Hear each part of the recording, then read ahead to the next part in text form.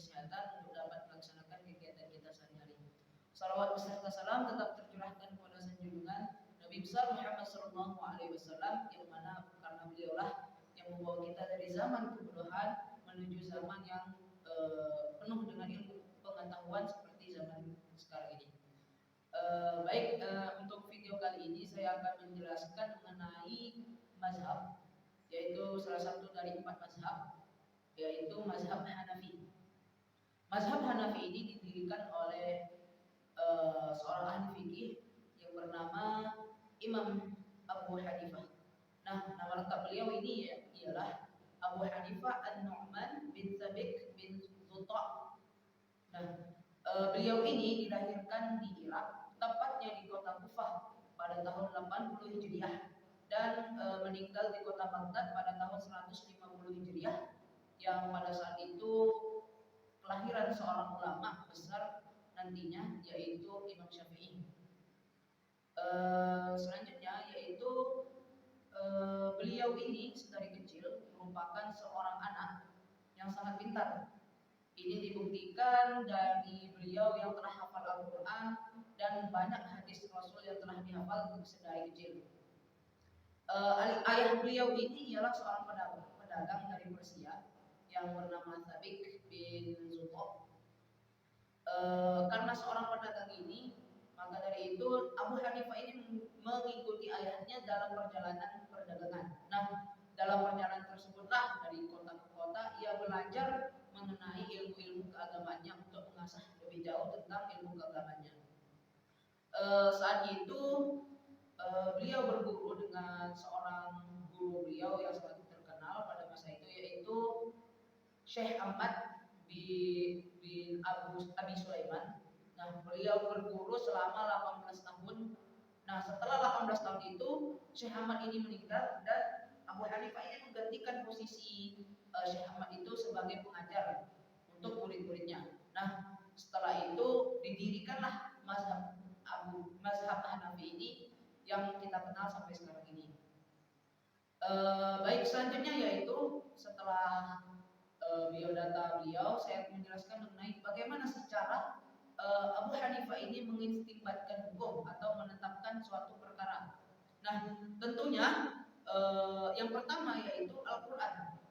Seluruh imam mazhab dari Hanafi, Maliki, Syafi'i, Hambali, semuanya pertama kali tentunya akan merujuk kepada Al-Quran, yaitu sebuah kitab yang diturunkan oleh Allah Subhanahu wa Ta'ala kepada Nabi Muhammad SAW melalui malaikat Jibril sebagai perantaranya.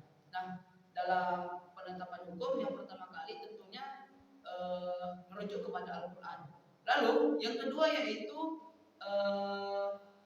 Imam Hanafi ini mengistinbatkan hukum dengan hadis atau sunnah. Nah, setelah jika dilihat dari Quran itu tidak ada, tentunya selanjutnya harus mencari kepada sumber rujukan kedua, yaitu hadis atau sunnah Nabi Shallallahu Alaihi Wasallam. Selanjutnya yang ketiga yaitu ucapan para sahabat. Nah, karena pada masa itu banyak sahabat yang masih hidup, karena pada masa itu Imam Abu Hanifah ini hidup di zaman ketiga setelah wafatnya Rasulullah, dan masih banyak zaman itu para sahabat. Nah, selanjutnya yaitu kias. Apa itu kias? Kias itu ialah menyamakan suatu perkara yang sudah ada dalil hukumnya atau nasnya dengan sesuatu yang belum ada dalil nasnya, tetapi memiliki kesamaan illah. Nah, jadi di sini contohnya yaitu seperti Allah Subhanahu wa Ta'ala mengharamkan khamar karena bersifat memabukkan. Nah, jadi apapun itu, maupun makanan, minuman yang bersifat memabukkan, artinya diharamkan oleh Allah Subhanahu wa Ta'ala. Nah, itu ialah qiyas. Selanjutnya yaitu metode istinbat hukum oleh Abu Hanifah ini selanjutnya yaitu istihsan. Nah, apa itu istihsan? Istihsan itu ialah kecenderungan yang lebih baik atau adil untuk mendapatkan pemecahan masalah yang tepat. Oke, selanjutnya setelah istihsan yaitu ijma.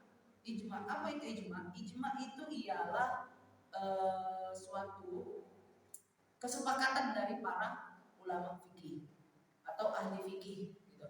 Selanjutnya cara mengistinbatkan hukum yang dilakukan oleh Imam Abu Hanifah ini yaitu yang terakhir itu urf.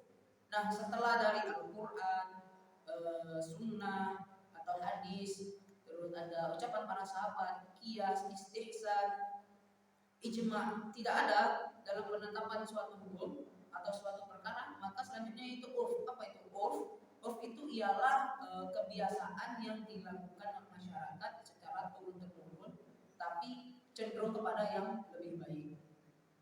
Baik, mungkin itu saja penjelasan saya mengenai mazhab Imam Abu Hanifah tentang biodata beliau, bagaimana kehidupan beliau dari kecil dan bagaimana cara mengistimbatkan hukum yang dilakukan beliau dalam untuk penetapan suatu perkara.